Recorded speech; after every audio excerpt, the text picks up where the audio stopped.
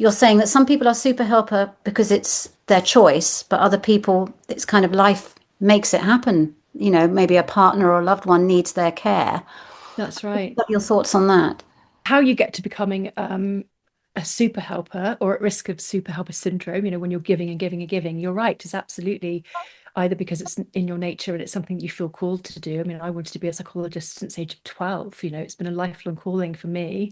We can find ourselves in those situations when we have children, when we have partners, when we have people in our family who inevitably begin to decline in some way. We then take on that carer role, and it usually falls to one person in the family, doesn't it? Yes. We know this. I use the term, are you the fixer in the family? And there's always a nod. Yes, and I do have siblings, but where are they when somebody needs to step in and make sure the parents are getting the medication or the treatment that they need?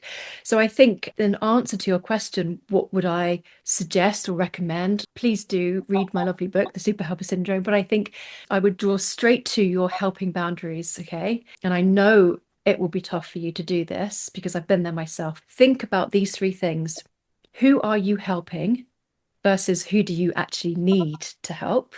So do you have, there's an exercise in the book called the friendometer, simply plucking those friends who aren't really friends into the helpee bucket can be really life affirming. And you think, oh, I don't actually have to help that person. It's not my responsibility. Okay, so who you help, when you help, thinking about, well, when am I helping? I used to pick up my phone to my mom like 5 or 6 times a day when nothing really was happening, but it was full of drama, or it was, just me playing out the role of the good girl, the good daughter. I would pick up my phone because I can.